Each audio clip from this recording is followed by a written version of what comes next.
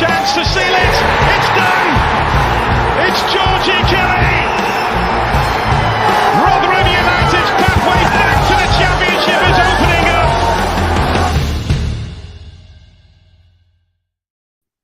Hello everybody, welcome again to New York Talk. This is obviously the Rotherham United podcast. Thank you all for being with us.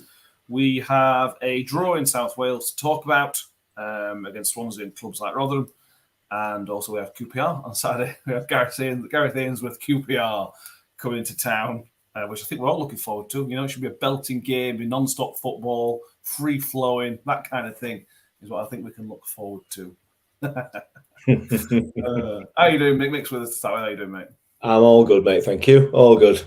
Fantastic. Danny will be with us very, very shortly, doing stuff. So we're going to first of all saying thank you to Kimbo Sports Group, who are kindly supporting the podcast at the moment, as we've mentioned a few times. If you are looking to get ready your kits for the following season, for next season, you can be prepared and go ahead and contact them if you want a 5-side kit, 6-side kit. They can also help you with those as well. They give you 20% off as well if you use the code NYT at checkout. They will give you a 20% discount as well. So give Kimbo a look.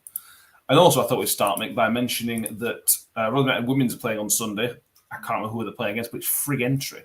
Yes. So if anybody's not doing anything on Sunday afternoon and you want to go watch some football down at Parkgate, down at Roundwood, it's free entry. You know what I mean? I don't know what else you want to... I don't know what else I need to say, really. It's free. You don't pay anything. So give it a go. If you're not doing it and you're close by, go and have a look. It's football. It's a good laugh, I think. Mick, anything to add on that? No, get off. Do it. Sunday. Roundwood. Be there. Josh Inglis with us, Harvey Kelwick, John Morell's with us, Michael Carnell, Palmer UK, Chris Tether, and Mick Twig all with us so far. Thank you all for being with us.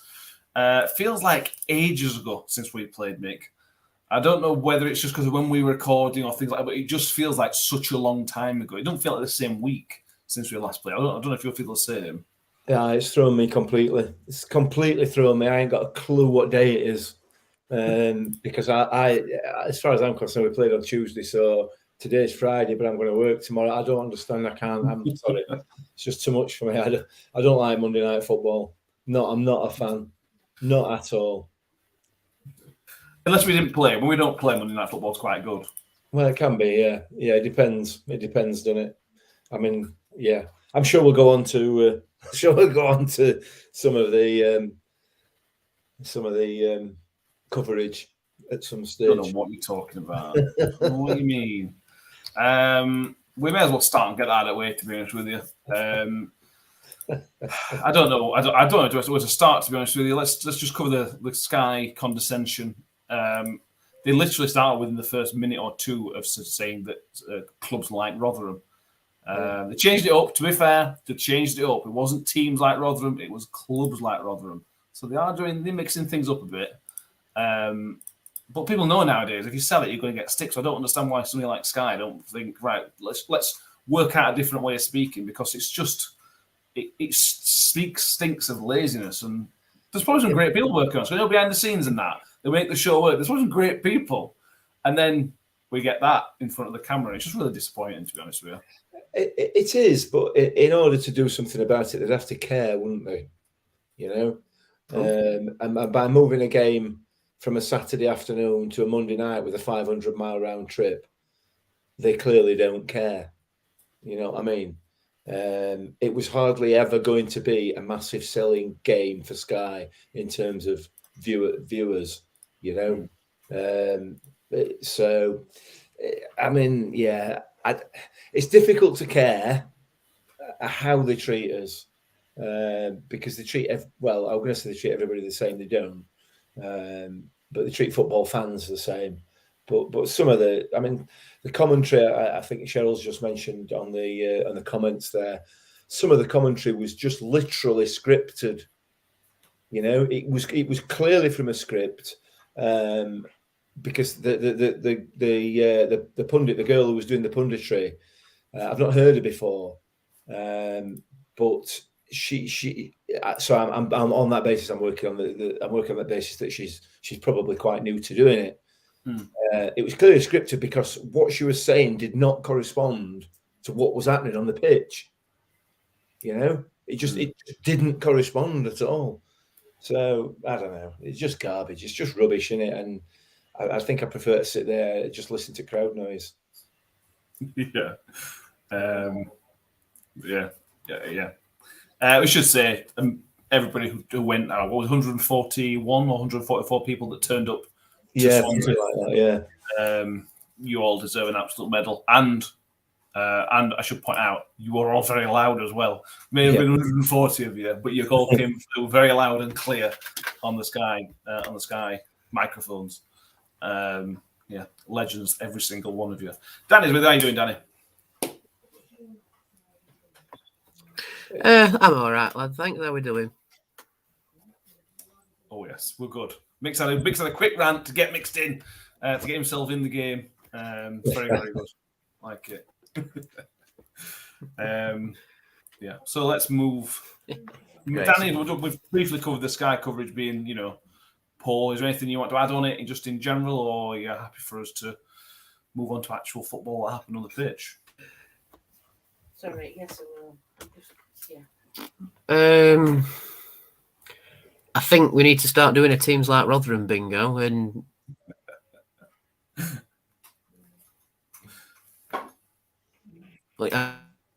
I mean, think about it. We've got problems with Valentine's Wi-Fi. Yeah, I think Danny's discussion on this is about as in time with the commentary with the game on Monday night. Yeah, you might need a restart, Danny. Hello, hello, is that you, Danny? Hello, I'm here. It seems all right now. Is everything? Is it all right now? Seems so. Right. So what I was trying to say was that every time Sky mentioned teams like Rotherham, we should all take a shot and turn it into a drinking game because we don't.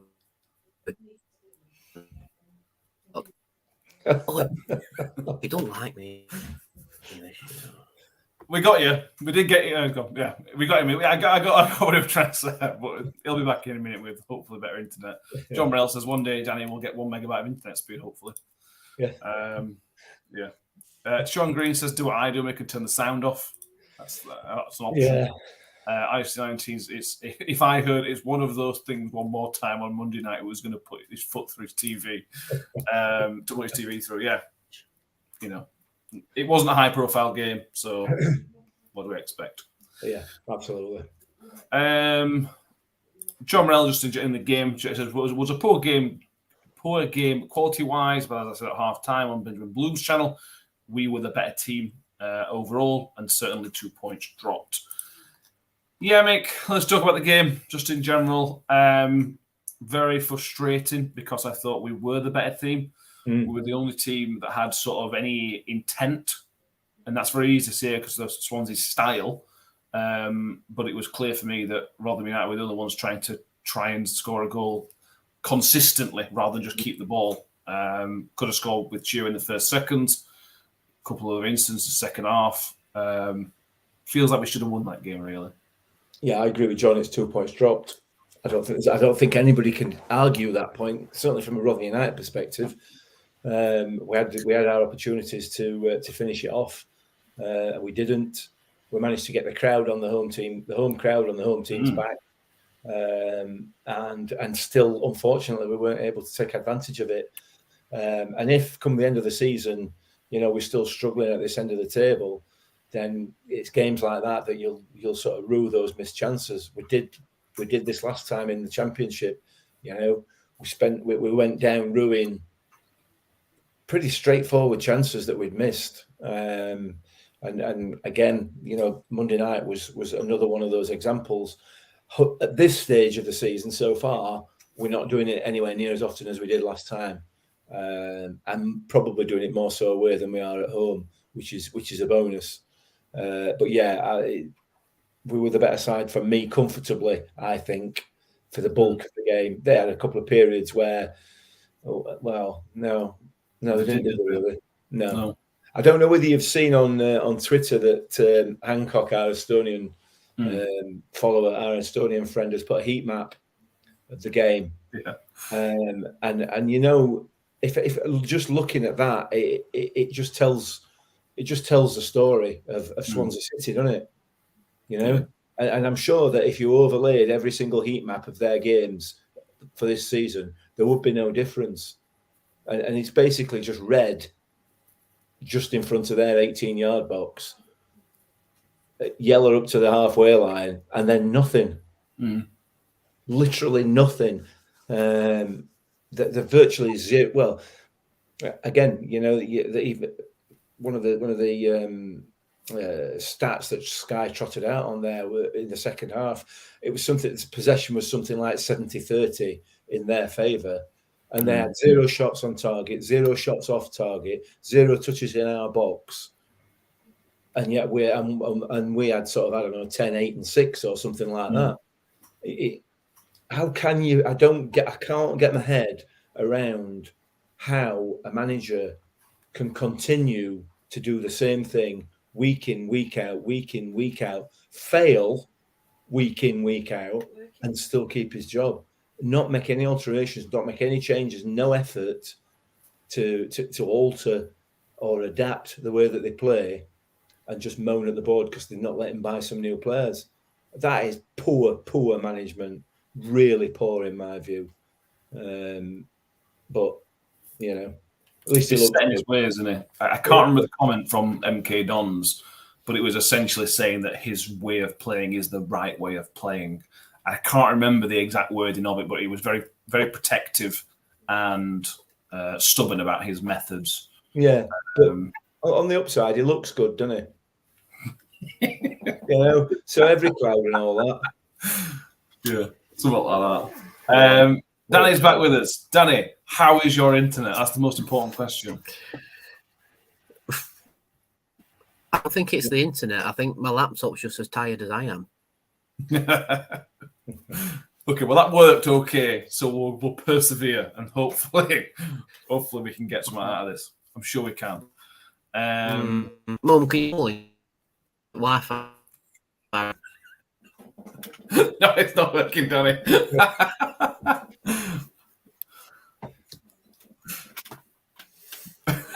Yes, dear. Oh, the joys of podcasting remotely. Does it work better if I turn my camera off? Much better. That seemed lots better. We'll see how that goes. Danny, just give us your overall thoughts on the game then while we test your internet. Just give your overall thoughts. We sort of say we're pretty disappointed. Semi-disappointed. You can't be disappointed, too disappointed with a point, but 2 points dropped. Yeah, I'd say 2 points dropped. I mean, if Georgie directs his shot 2 inches away from where it actually lands, so yeah, should be beating teams like Swansea. Like it. John Morell says, Danny, Ben never had these internet issues, just saying. Ben doesn't live in the back of beyond either. No, true. Let's talk about the conceded goal, Mick. Really frustrating. I mean, the pass to Pirot was brilliant. I can't remember who put the ball through, but it was almost there. That was one of the best bits of quality, was the pass to him. And I felt like we were just slow. I know he got the shot off fairly early. I still thought we were slow to get out to him. And for him to have that space in his box was a bit frustrating as well. It felt like a lapse in concentration. Yeah, I think it was a lapse in concentration. There's a big gap between midfield and the defence, and there was just as big a gap between the two centre halves as well. Cam Humphreys had got pulled out off to that left hand side there, and Bailey Wright had not covered. Onto his left hand side, and Bailey Wright had not really covered that gap through the middle, so it just opened up for him. And it's a good finish. It's a good ball, well worked goal, but it was against a runner play. Yeah, in my view. You know, what can you do? You know, you've got to be switched on for the full 90 minutes, and we switched off and we got punished. That's what happens in this league, isn't it? Yeah. John Morell says it was Manning who put the ball through. it was a lovely ball. And it's almost a striker's finish. I know he's on the edge of the box, and I imagine for that kind of striker, he's clearly a very good player. He's got quite a lot of goals, but I imagine it's frustrating because he's almost feeding on scraps. He's had to hit the ball sweetly from the edge of the box, and that was his only chance of the entire game. The poor lad.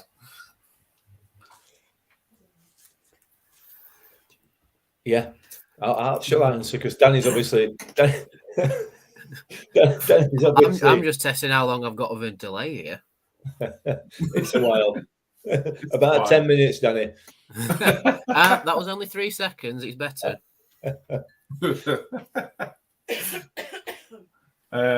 But that goal, Danny, frustration, a lot of frustration.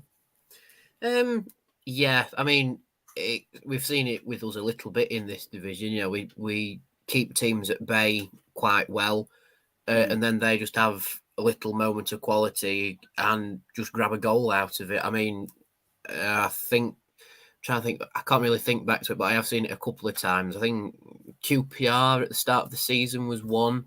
And more recently with Watford's at their place when we drew 1-1. Yeah, it's just a bit of a, you see how well we can stand up to teams, and obviously it's running the team ragged, trying to stand up to them, but they just have that little flash of quality, and it's like, yep, that is what we're up against in this division. It's got nothing to do with how big of a club Rotherham are or how big of a club the opposition are. Because, by the way, did you know that Swansea won the EFL Cup 10 years ago? Sky didn't shut up about that, did they? But, yeah, it's nothing to do with that. It's just a thing of you can just see how hard it is because you have that sudden flash in the pan and, oh, we've conceded. And I think that's all it was with Swansea. But we equally could have got a goal back. I've mentioned Georgie. At least I hope everybody heard the majority of what I mentioned about Georgie. But then, even with Chio right at the start of the game, we'd not even played a minute and we've hit the post already. You know, I had sudden flashbacks of Stoke and Luton at that point. It's just an hard division, isn't it? And I think we're learning that because we can stand up to these teams a fair bit now. And we are just seeing how it's just that sudden unpinning of quality. And it's like, ooh, that's a bit sour because we've been playing better than that. Yeah. The good news is, Danny, we got through all that, and that was perfect. You didn't say we're perfect. That was really good. I've threatened the Wi-Fi box with a different company, and it's behaving now. And then something happened, Mick, that's not happened before this season. We got a point from a losing position. The curse was broken. The reaction from half time, it was a terrible time to score as is general, but we came out better. I thought we were quite good in the first half. We came out so much better in the second half. There was much more intent from us. We were a bit more smarter in the way we were working. And we fully deserved that goal when it came. It could not have been more deserved for me. No, I agree. Absolutely. There's not a lot else to say on that sort of subject. You know, we got what we deserved at that point and probably deserved more. But yeah, it was. We played with a lot of intensity, even in the first half, particularly those sort of first 20 minutes. We were pushing and pressing really high up the pitch, and it just caused Swansea no end of problems. They just could not. They couldn't deal with it. Which, you know, I know I'm going back and sort of criticising them again, but if you're going to play that way, you're going to get pressed. If you can't deal with the press, don't play that way. I mean, it is pretty much that simple, isn't it? Because that's how teams are going to get at you, and that's what we did in the first half. And we started again at the beginning of the second half and managed to sneak a goal out of it. I thought it screwed it up, to be honest, Chio, at one point. A foul. What a cross from Shane Ferguson. And then Chio, he almost appeared to stand on the ball and fall over as it came over. But as a finish, it was very cool, very, very cool to sort of, the awareness to be able to recover and then flick it with the outside of his foot into the corner away from the keeper. It was a cool finish, hardly spectacular, but it's a sign of a striker, and that hopefully that will give him some confidence. Yeah, I think we said on Sunday night, Danny, that it were almost written in the stars for Chio to score against Swansea. It just was. I think it was a really clever finish. I thought first of all it was a foul. He got pulled back and it was a foul.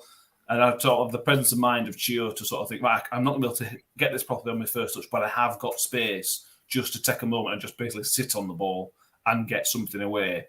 It just shows. I don't think Chio 10 days ago would have done that. But I think he felt confident in the game and comfortable in the game that allowed him to sort of think that clearly almost.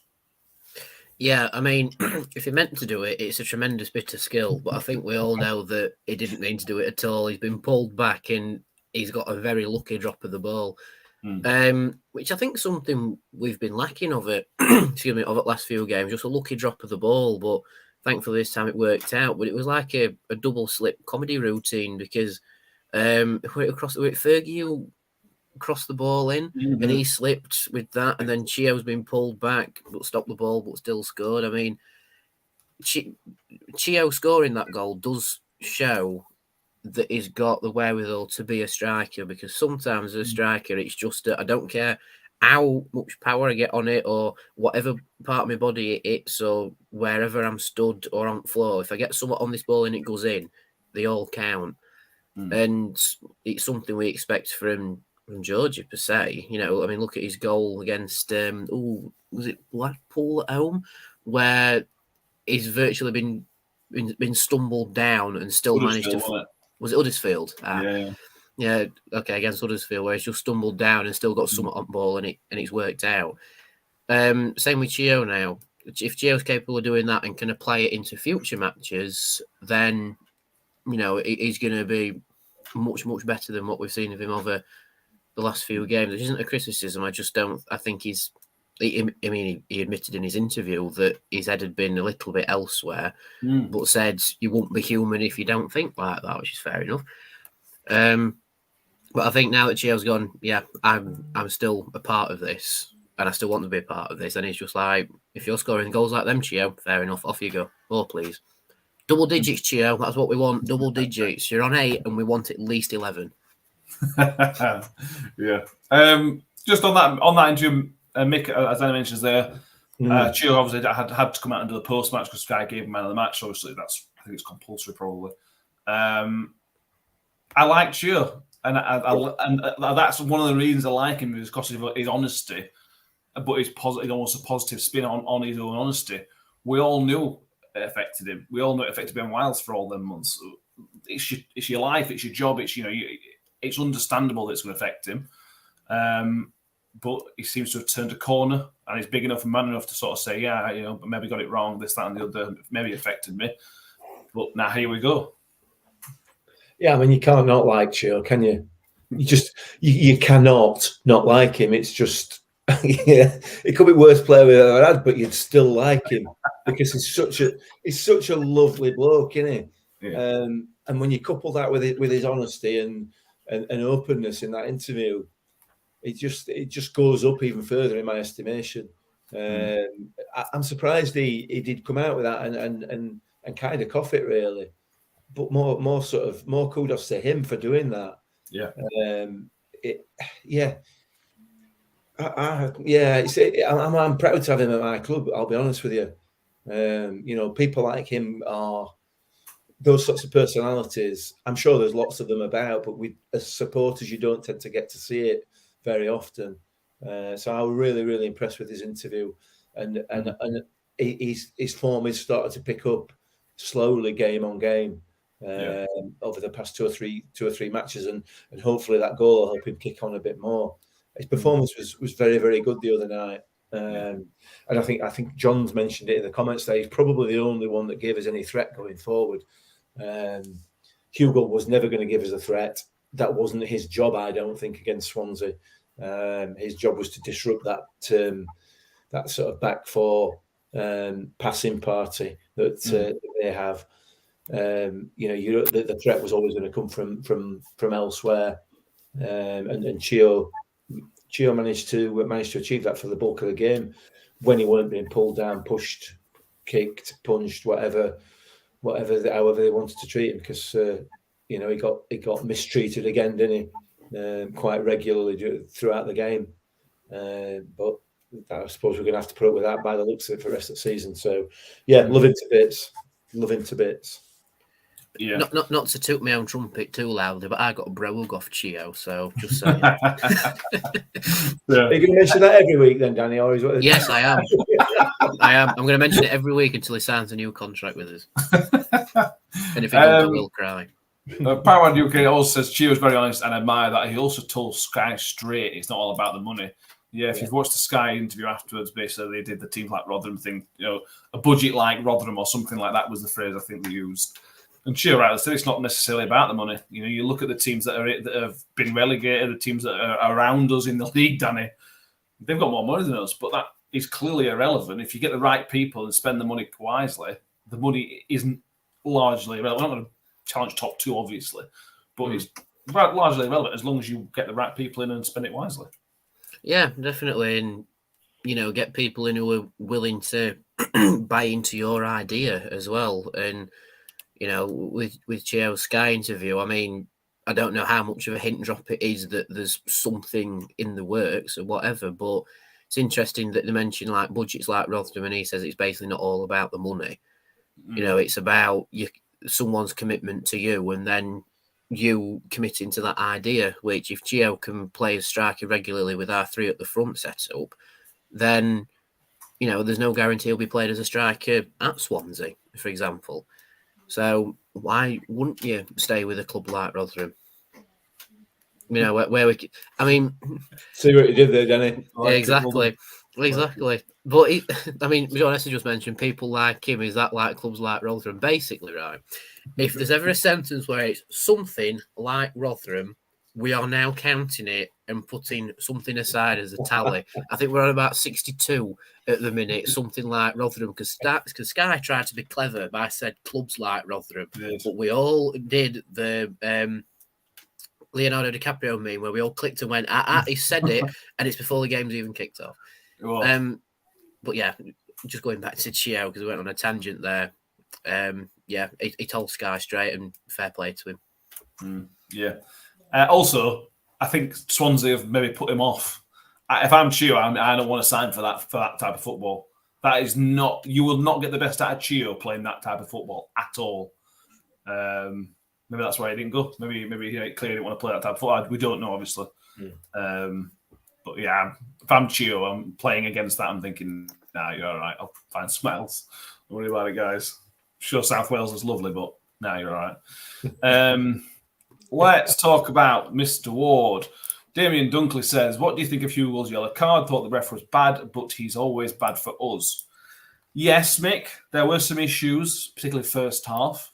There was some very soft yellow cards and other such like. But the big decision in the game was the Bailey Wright foul that we didn't give, which for me was a stonewall foul and would have been a stonewall red card. So I think we've dodged a bullet there because it's pulled him back. I can't remember what striker. Well, Bailey Wright's pulled him, got wrong side of man, pulled his arm back.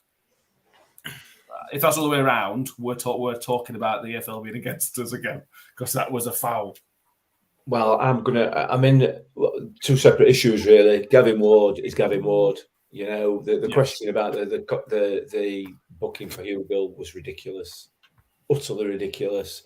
And 2 minutes later, 5 minutes later, there was a very, very similar foul on Hugo, which is penalised but not booked. And it was the same sort of thing, standing on the foot and so on and so forth. The Bailey Wright thing is not a foul; it's a dive. It's clearly a dive. The Swansea striker wraps his foot or tries to wrap his foot, leaves his leg trailing, trying to wrap it around Bailey Wright, and fails spectacularly as far as I'm concerned. So I would have been very, very disappointed at that being given. I would have been screaming at telly if that had been given because it was a clear dive for me. I'm not convinced that Gavin Ward could see that. No. I just think that he didn't give it because it's a big decision. Agreed, yeah. But he got, in my view, he got that right. There's no point going on about him because he's not great, is he? Is the picture of inconsistency. But It is what it is. Mm. We're going to get him again, aren't we? We're going to get him, yeah, definitely. John Morell says, don't agree it's a foul. It's not enough contact for him to go down. He played for it. Fair enough. Yeah. Danny, it was the only decision. It was the only real decision in the game, to be fair. There was no close penalty shouts or any other ones. It was the only real big decision. We know Gavin Ward's a bottler, so if he can not give the decision, he'll not give the decision. What were your view on it? I agree. If there's the decision to be made, Gavin Ward doesn't make it. But I do find it interesting that we've had Gavin Ward more than any other official this season. We've had him 4 times, but surprisingly, we've won 2 of them and only lost once. Which one did we lose? Because we went against Birmingham when we won. Yeah. Obviously, Monday night we drew. Yeah, Swansea was the draw. Then we won against. Who did we lose against when we had Gavin Ward? West Brom, I think. That was somebody else incompetent. You remember that one? I'll have a look. Bear with me. But yeah. Anyway, so it's quite surprising that we've only won once at home, so it was definitely away when we lost. But it's interesting. We've had him 4 times, and we've had Oliver Langford and somebody else 3 times. So they're coming up. So it's all interesting that sometimes we get the questionable officials, and we've had those more than the rest. Have I exposed something here, lads? Oh dear. The away win was Stoke. And he also represented Millwall, which was a very easy game because we were garbage. Yeah, that's the away loss. I knew it were 3-0 somewhere. Yeah. As we all very rightly pointed out, Pamadoukas says Camera literally went to Stroud as soon as the ball stopped. They even said he ran the pitch. He's a 4th official. I can't believe how many times Keith Stroud was on the telly more than the referee on the pitch. Mm-hmm. And I don't understand. Mick, he must have something on so many people because he's constantly on telly. He's constantly still in champion. He's just mad. I think we just notice it more because of our dislike of him. That's all. I don't know. So, yeah. How many times do you see a famous Premier League game, other than when the 4th official's putting board up? They never go to a 4th official, do they? Not very often. I mean, Gavin Ward was 4th official last night at. I saw him a couple of times. So, but yeah, I mean. But they didn't go. Here's your 4th official, and here's Gavin Ward. They just went. No. Putting board up. Yeah, no, that's true. Actually, he didn't get a name check unlike our Keith did the other night quite a few times, to be honest. But there you are. Yeah. Matt Miller agrees with Mick, which I never thought we'd see on referee decisions. Matt Miller says the decision to caution Pugel was extremely poor. The challenge was innocuous and not in a threatening position. Yeah, really poor. Yeah, but there you go. To be fair, I mean, I think he gave out five bookings, 4 or 5 bookings at least, and probably one of them might have been realistically a booking. But anyway, whatever. Yeah, agree. Shelley RFC says Coventry had glimpses of Dan Barlaser at times when he had the ball, always wanted to be on the ball, and his vision was very good. Just can see why he's playing at a high level. He's gradually and slowly becoming looking like a proper player. He had a really slow start, and I'm going to put it down to him not playing games at West Ham. He's probably playing under 23 football, if that. So it's going to take time. And we are starting to see the makings of a really good player there. Oh, yeah, we are. I mean, after a few iffy performances, shall we say, where it didn't really look like he was effectively just doing much in midfield, he has come on leaps and bounds in the last couple of games. And, yeah, I agree. We are seeing those little sprinklings of Dan Barlaser. But it goes back to what we said a few podcasts ago. We can see why we've signed him because he's effectively like Dan was on his first loan when we were in League One. And Coventry is very similar at the minute, quite raw. But you can see the attributes that we've signed him for. And again, with Swansea, those attributes really shone for him. And I thought he'd played very, very well. But as is the thing with most Premier League footballers, like it's actually the big clubs that go on loans lower down. It's just the consistency. Barlas have found his consistency and got his move deservedly. Whereas with Coventry, I don't know. It's like if we stay up this season, I can picture us going in for him again just to get it on just a little bit. And hopefully that's the case because he does shine when he shines. Yeah. And this is, I'm surprised Mickey didn't go on loan at the start of the season. I understand West Ham want to keep and have a proper look at him, but he's clearly the type of player that needs to play minutes. He's looking more and more comfortable. So if you're not going to play him at West Ham, that's fine, but send him out somewhere, get him minutes because there's a player in there, but he clearly needs to play the minutes at this level. He's not played more than 20 games. I think he played 15, 16 games for Peterborough last season in the Championship. He needs to play the minutes. He does need to play the minutes, but he needs to play the minutes in a similar sort of style to the way that West Ham play. Because I think he's a bit of a Declan Rice type, into not at that level by any stretch of the imagination, but he's that kind of player and he performs that kind of role. So in order for him to develop into that role, he's going to have to play in a similar sort of setup. I think that's possibly the kind of the way that Matt Taylor's trying to get this team to play. Don't ask me what it is because I don't really fully understand it, but it's playing around that midfield and yeah, I don't understand it, but I thought you were going to explain to me about the pivot then. Well, that's where I didn't want to use that term because I don't really fully understand how it works, but yes, something to do with a pivot in midfield. Don't turn this into a Friends episode where someone's just yelling pivot. Yeah, we'll have to get somebody in the know to explain to us exactly what a pivot is. Yeah. If you watch England in the Euros, there were people talking about the double pivot back then. So I don't know exactly. Well, we'll investigate. You've confused me now. There was the commentator the other night mentioned a double something or other, a double switch or something, 2 or 3 times, and I had absolutely no idea what she was talking about. Zero idea. It made no sense to me. They have these phrases that come in, don't they? It's like the low block came in a couple of years ago. The phrase low block came in, and now it's sort of semi widely used. I assume it'd be like a coaching thing or a tactical phrase. I quite like my new saying of up the spout, which is where Fozu plays, because you've got your big bulk to the watering can and then your end at the top, and Fozu just goes up the spout and runs through the attackers. Okay, yeah, I like it. It doesn't sound as technical as a pivot, but but it's still fun to say when Fozu's playing up the spout. Nicholas Skimmer says on Coventry, I made a couple of switches and they were bang on the money. Yes, they were. John Wells says, good job, sat down. Mick has used the phrase pivot in footballing conversation. Yes, nice to know I brought it back down to earth.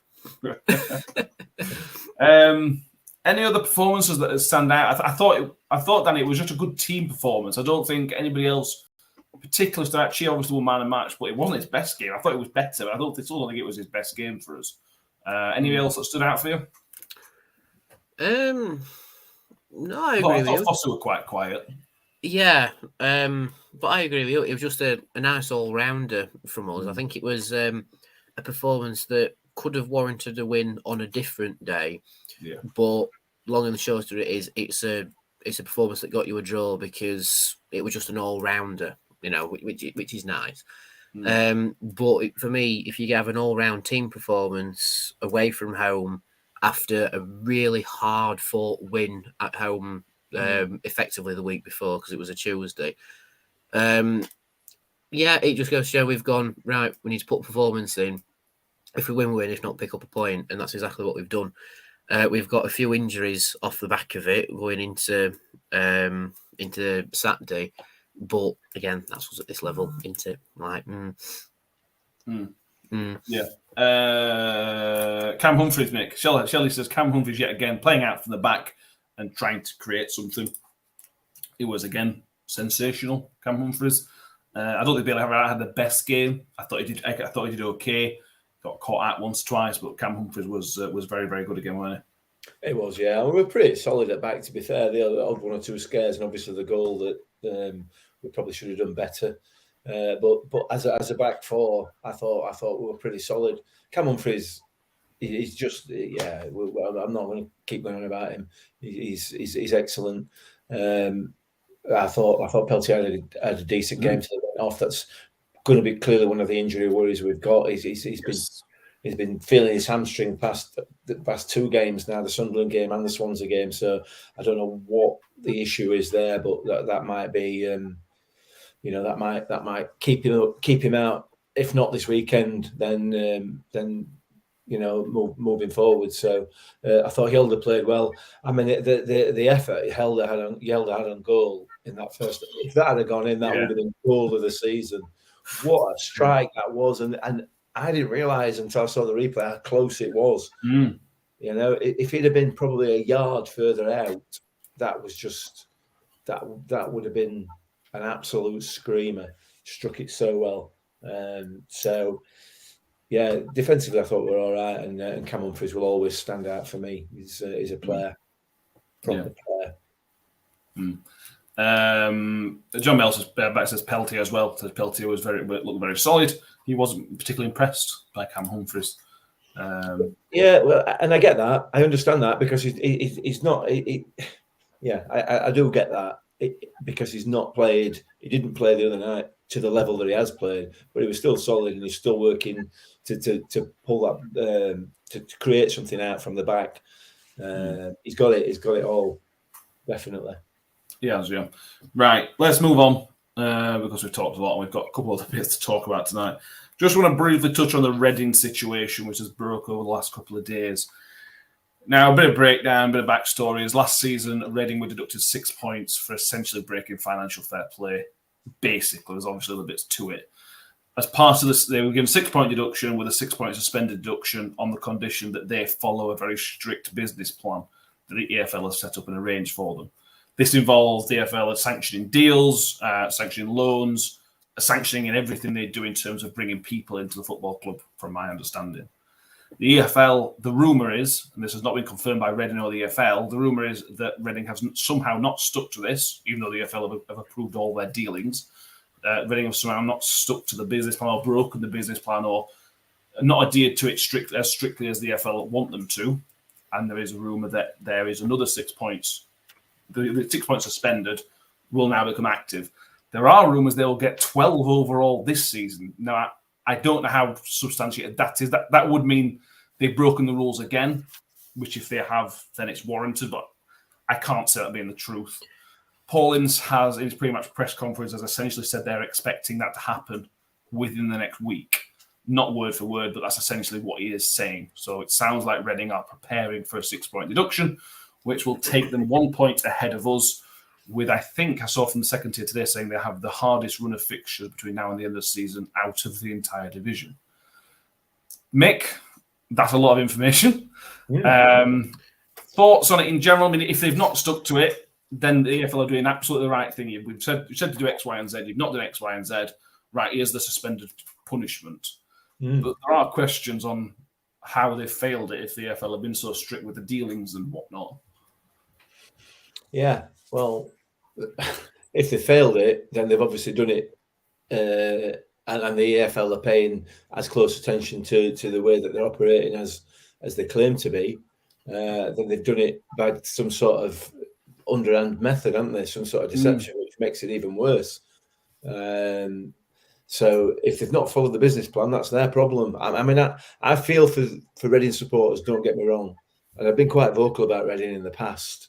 In terms of the way that club's been run, and as far as the ownership of the club is concerned, I'm glad, and I hope things coming home to roost might change things. I feel for the Reading supporters. I do. It's not their fault. It's not, they're having to suffer this, but unfortunately, for them, for the supporters, the club have obviously not done what they're supposed to be doing.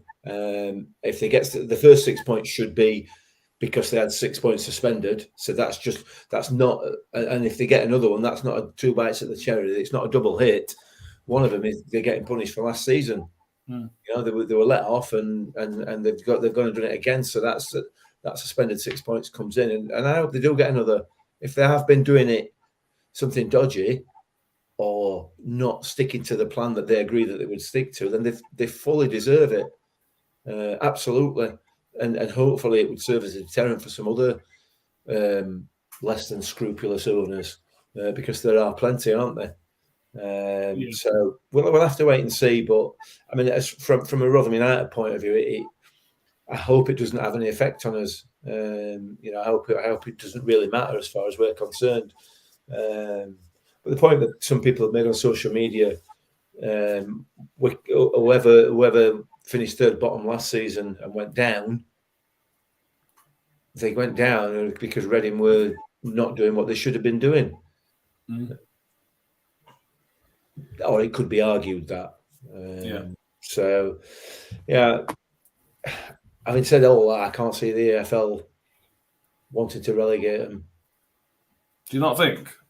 I think the EFL seem to want to really stick the boat in. They were seeing it with Birmingham at the minute, where they really want to make an example out of them. I think the EFL, especially after Derby situation, I feel like the EFL are right. We need to properly clamp down, because if you don't, you're going to lose clubs eventually, one way or another. I feel like they're really being sticklers for it. If it means relegation, it means relegation. I think that's how the EFL see it. Hopefully, I hope you're right. Hope you're right. The problem is, Danny, that I feel like we just can't trust anything the EFL say or do, because they are, again, I can't stress it, they are meant to authorise everything that Reading do from within the business plan. So this means Reading, like Mick said, they've either been very underhanded and cheated, or the EFL have not done their job properly. So it's very difficult without knowing the full ins and outs, but maybe it's just not a Rotherham United problem. It almost feels like the EFL have been too trusting in Reading to sort it out themselves. And don't know what Reading have returned or what investigation the EFL's done, but it warranted them going, you've not behaved, have you?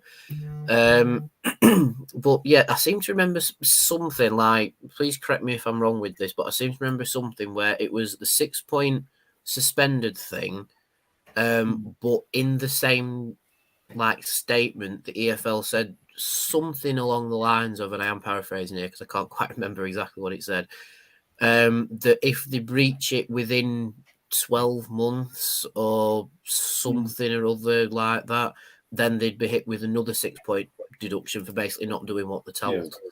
So it'd be like a double punishment. I seem to remember something about that. I might be getting me statements muddled up because there's been so many recently with different clubs misbehaving. It's not a double punishment though, Danny.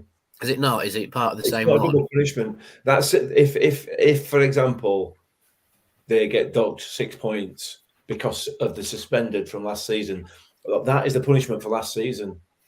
Any further breach needs to be punished again. Right. Does that make sense? Yeah.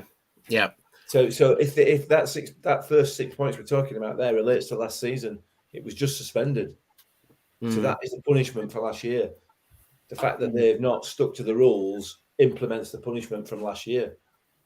Right. Any further breach can be punished again. So it's not a two bites at the cherry. And I mean, John Morell's mentioned in the comments there that if they got another 6, they wouldn't be until next season. I'd be very surprised if they give them a 6-point deduction, suspended for a season. They breach it, so they implement the suspended 6 points, and then give them another suspended 6 points. Why would you give them the same punishment when they've already broken the first one? So, mind you, though, the EFL has a rep of making some strange punishment claims, because I know it wasn't the EFL at the time; it was just the Football League. But when they said about Rotherham leaving Millwall, like, you have to be back within the time limits in 4 years, or else you're getting kicked out of the league. That was written down, and it's like, how's that legal? You know, I'm sure someone of a more legal standard would be able to tell me the answer to that, but it just smells a little bit iffy.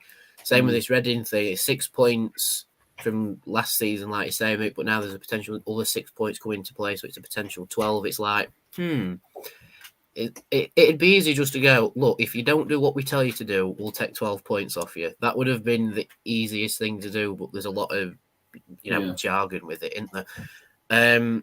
But yeah, all we know for sure is that Reading haven't done what they've told, and the EFL's going, right, we're going to do something about it. Basically. Yeah. Other than that, We don't know, because those statements can be annoyingly long, and it's like, I'm trying to be a journalist for heaven's sake, and I can't make head and a tail of it. It's just like, just either hit them now or go, we're past the threshold where it might affect your position in the league, and then delay it until next season.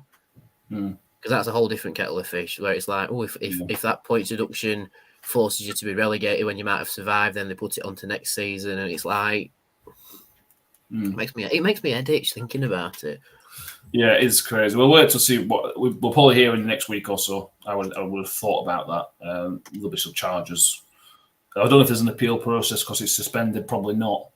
So I'll have to wait and see. But John Morrell sprite points out the business plans were rubbish. They tried to claim that Birmingham broke it years ago, as we rejected a $4 million paid for Shardons in the summer, then sold them £15 million in the summer. You can't believe a word that comes out of the EFL's statements. So let's wait and see. Let's wait and see what happens. Don't know. Let's move forward and let's talk about Rugby United again. Saturday afternoon.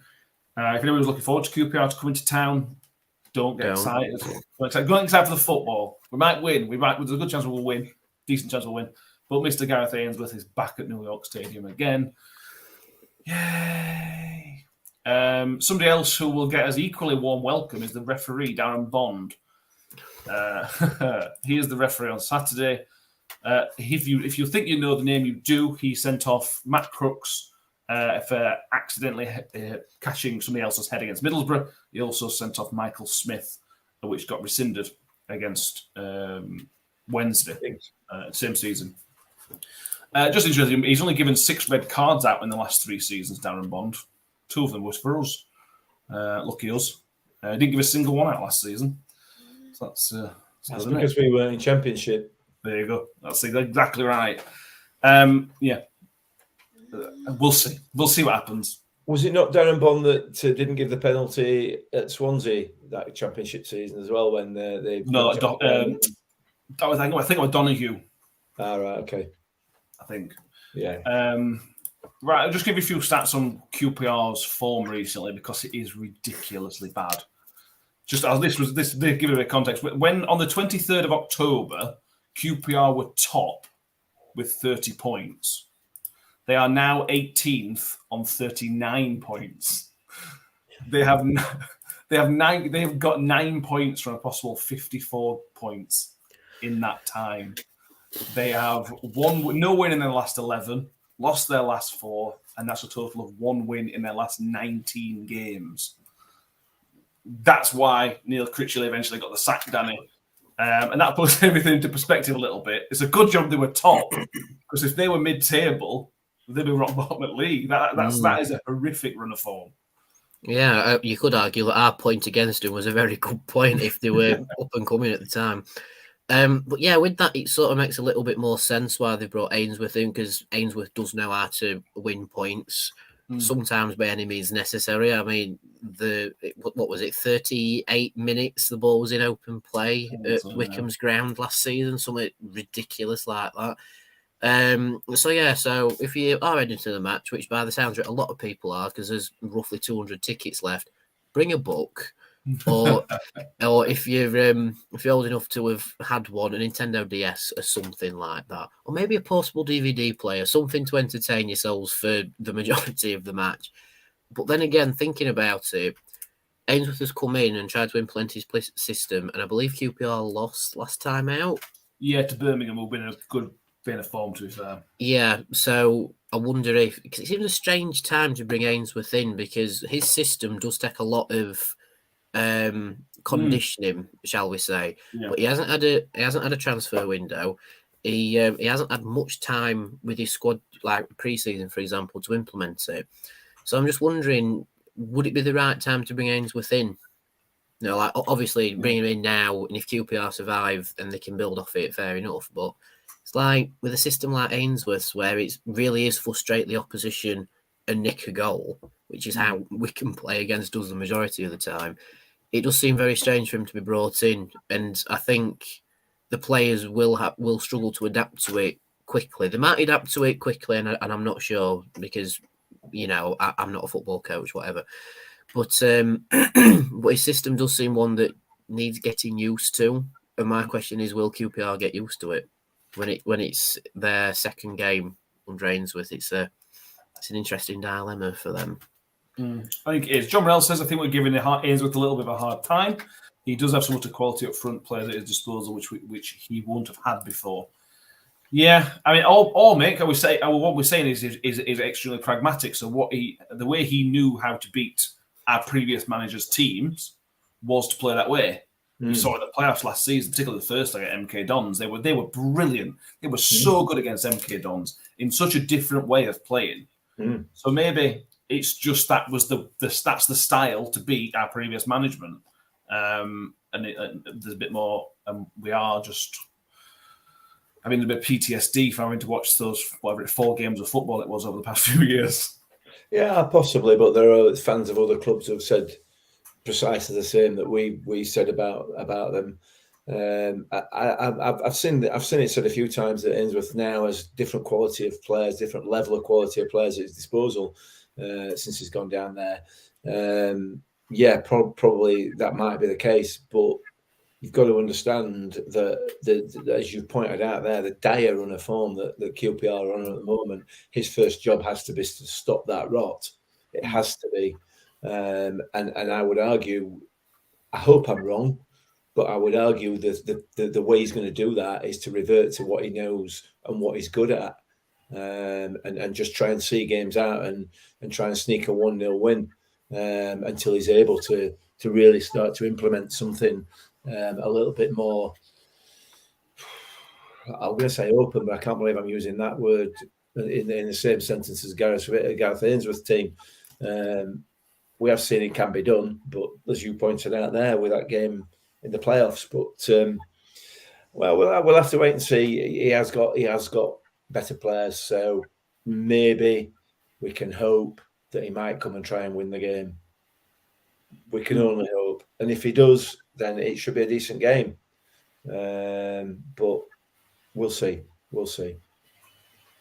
Yeah, we will. Nicholas, come on, this is the thing. If they go 1-0 up, the tactics will come out. That's probably what I think you're saying, Mick, isn't it, really? Yeah, absolutely, yeah. I mean, he's got a lot of work to do, you know. He's not a manager I would suggest that suffers prima donnas particularly well, you know. Much as we take the mickey out of him and call him for some of the tactics that he's used, he's clearly very pragmatic and I'm going to say down to earth, but I mean clearly not. You're going to go look at the lad to see he's not down to earth, isn't it? But you know, he doesn't take any nonsense. I think he's probably the best way of putting it. So he's got that to deal with as well, because I would argue probably there are some players at QPR who feel that they should be playing at a higher level and may not appreciate a change in management technique, shall we say. Yeah. Elias Chair came off injured last week at Blackburn and he may be out for Saturday. They've said today they thought it was quite a serious injury. It doesn't seem as serious as it was as they thought.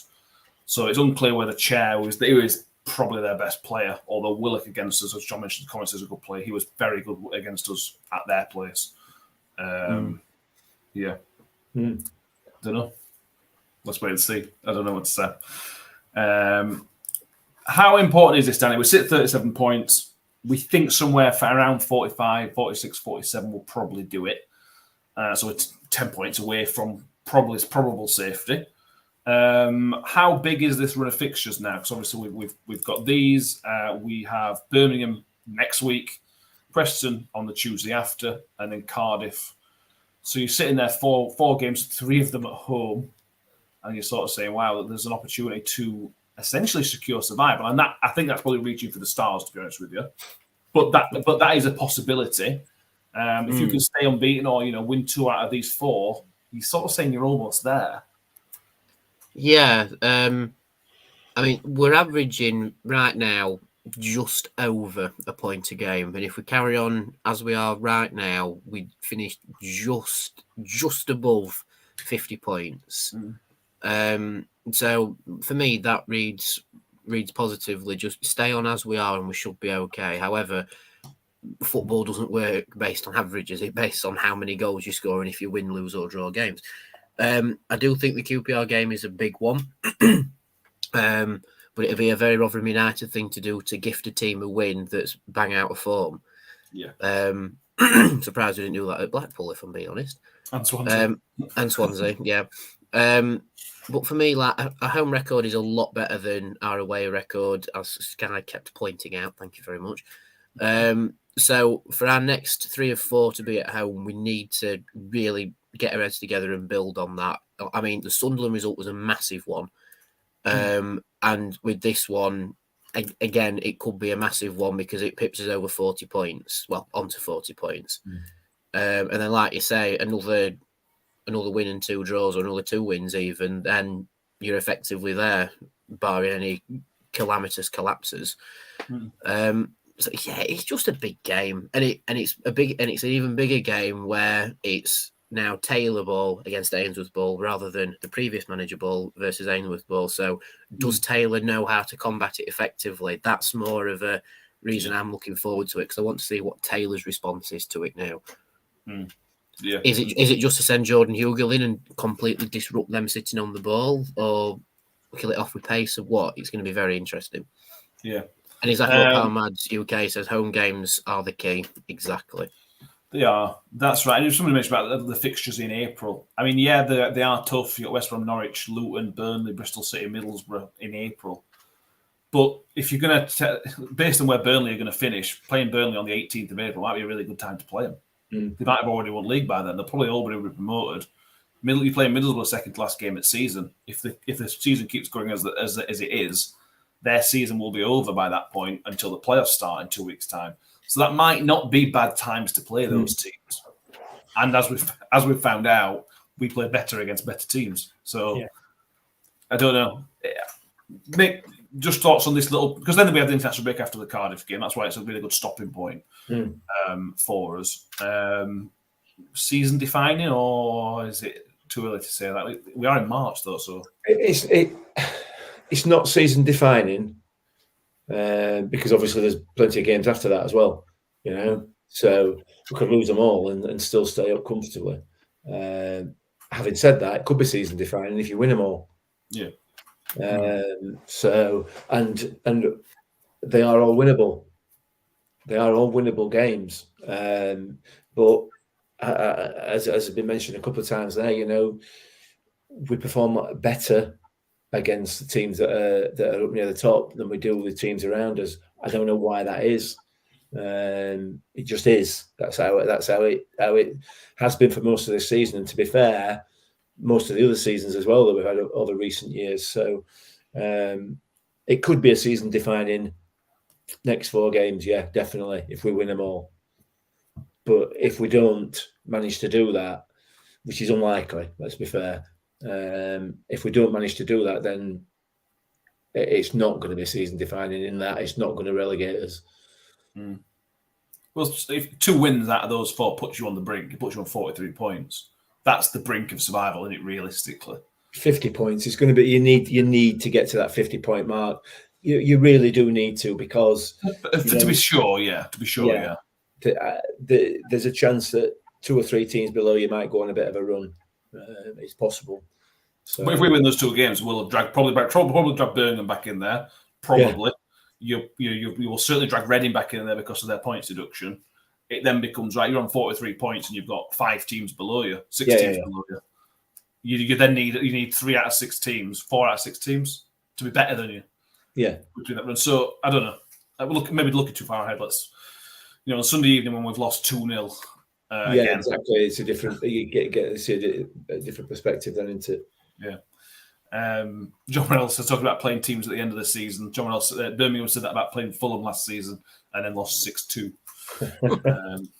Palmed UK says if we beat Burnley at home, he's going to do the Gary Neville shout of, "Oh, where do you want your company? Where do you want your statue, Vincent Company?" right next to him. Very much. Says we don't need you dragging us back into it. We're quite capable of doing that. Yeah, that was a bit patronising, that, Matt. Sorry.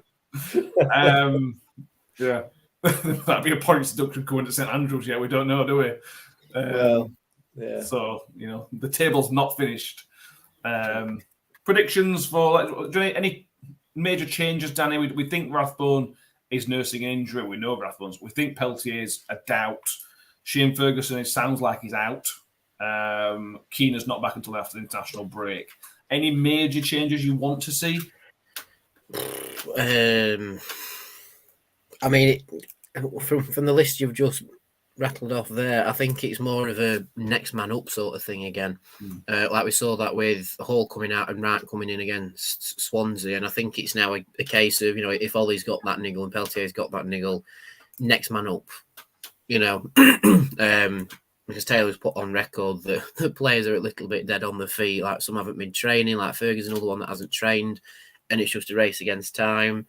So it's just next man up. Other than that, I think it's more of an as you were sort of thing. As you were bar injuries, I think that's the best way to put it. Yeah. Shelley wants Kyoso in. Nicholas Skidmore asks, would you try Bramall swap for Fergie? Fergie's not fit, Mick. Do you give Bramall a try up there? Do you just chuck Foster out there, put an extra man in the middle? Put Bramall up there. It absolutely it terrify the life out of him. And if Peltzer's not fit, then I'd definitely have Kyoso back in there. I don't think he will. I think he'll put Wes on, which again, Wes on form. I have no issue with that whatsoever. And his poor form's been going on long enough now. I think it's time that he snapped out of it. So, if Peltz is injured, then Wes or Kyoso. I prefer Kyoso just simply because he's a more attacking player. But I'm not convinced that that's what Matt Taylor wants from his back four. Although, having said that, Yelder doesn't do a bad job, does he? You know what I mean? So. True. Very, very true. Right, score predictions. Danny, do you want to start us off? I'm going to say a 2-1 to Rotherham, I think. I like it. A bit more nail-biting than I'd like it to be, but I like it. Mick? Yeah, I don't know. I'm going to go 2-0. I'm going to say Victor do a clean sheet. He's doing a clean sheet. So 2-0 Millers. I'm going to say I'm praying for just something comfortable. Let's get an early goal and let's get a second one before half time, and then we can just chill out a little bit. We don't have too much panic on. It'll be fine. Yeah. Just run down the fixtures in and around us on Saturday. Cardiff at the early kickoff with the derby. They play Bristol City. Sevensea Bridge Derby or something like that it's called, isn't it? I can't remember. Yeah.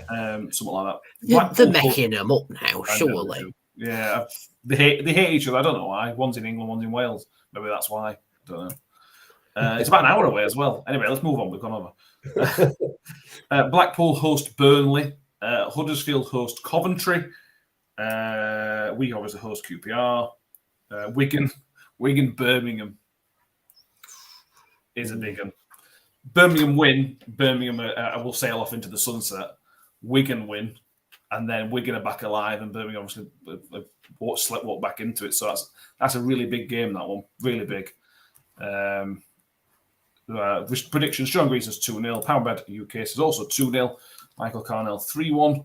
Josh Hinsliff 1-0. Hugo 96th minute penalty. Aaron Bond won't give us a 96-minute penalty. Don't worry about that. Chris Tether says a 2-0 and a comfy last 10 minutes. Oh, what we'd give for that. Well, yeah. John Morrell 1-1. I'm not picking the best result for us at all. No. Kim Haywood 1-0. Tobias thinks we'll win 3-0, and so does Joss. So the positivity coming out of you guys there is positive. John Morrell says, sailing off into the sunset, you have far too much confidence in Birmingham. Win that and they'll lose the next 5. That's fine. I can deal with that, because if you beat Wigan, if you do that, and then you play us next week and let us have 3 points, and we'll all be happy. Happy days. Yeah. We will end it there. I think there's a few more topics we could have covered, but we've got an hour and 10 minutes, and Nick probably needs a wee, so we need to crack on with this.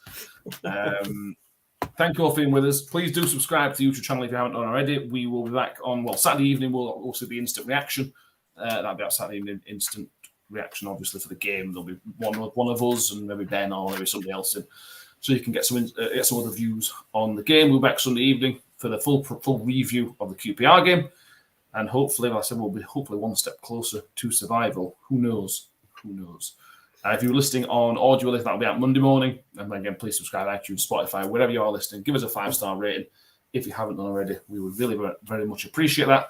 And as I mentioned at the start, if you're not doing it on Sunday afternoon, you're local to Parkgate or Roundwood, Rotherham Women's free entry. I think it's International Women's Day, the reason they're doing that. And they're having a great run of fixture. Great run, I think 3 wins in a row. So if you can go down there and support them, please do, because, well, it's free football on a Sunday afternoon. What more do you want? It's great. Mick, thank you for being with us. It's been a pleasure as always. Yeah, thank you. Thank you for having me. Danny, we had a rocky start, but we got there at the end. Oh, it could sum up Matt Taylor's tenure, that, couldn't it, really? Well, hopefully. Yeah. But yeah, always a pleasure, lads. Thank you very much. Thank you, everybody, and we'll see you next time. Bye. Ravel, vicious, but brilliant. Mule with it. Wood's got round the back, and Richie Wood has done it again. The magic man has come up with an